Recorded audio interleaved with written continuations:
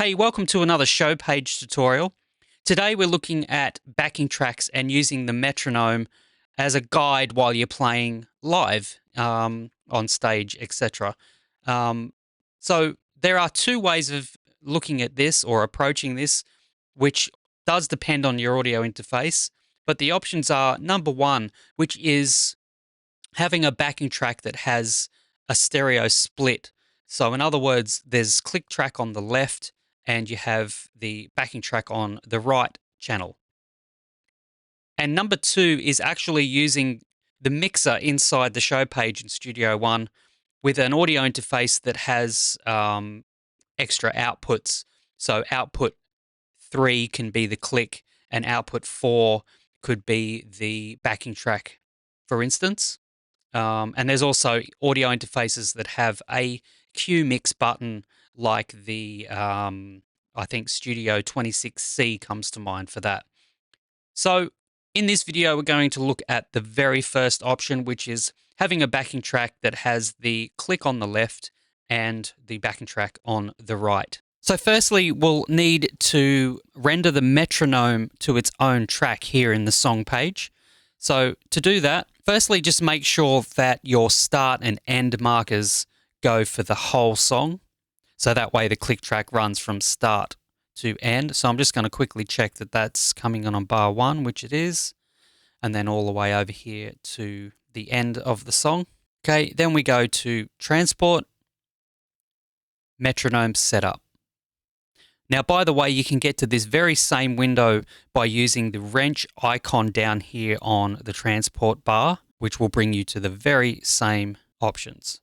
So now what we do is we hit render, and now it's selected timeline start to song end, and that's the render range. You can do a loop range, so you can render off a click for a certain section of a song. But in this instance, we're going from the very start to the end. So I'm going to hit OK. And then you'll notice now that we have a click track rendered off here, which is the same sound as the metronome if you have it turned on in the transport window.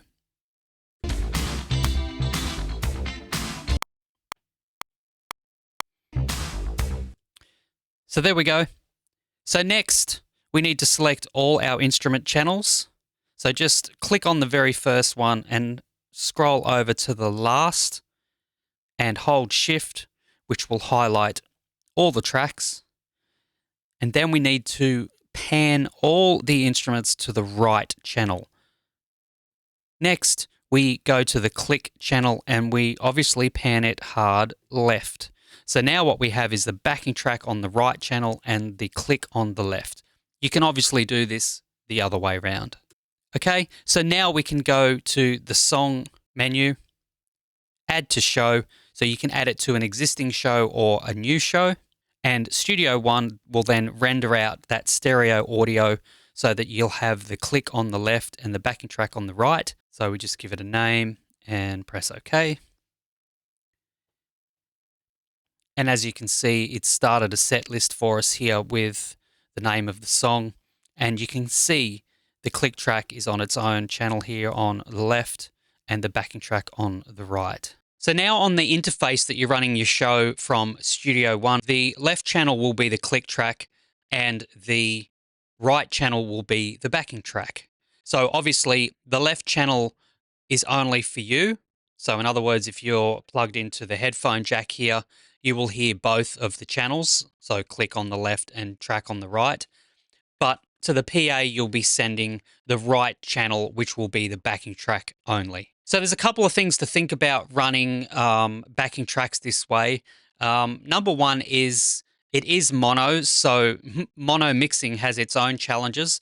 To get the backing track right of, level of drums, guitars, etc. And it's also too, depending on your playback system, you can't really change the level of the click to backing track in your headphones. Although there is a way of doing that, and maybe that's actually another video. So let me know in the comments whether you'd like to see that video. See you in the next video where we explore option number 2, which is routing the backing tracks and the metronome out of Studio One to separate outputs on a multi-channel interface.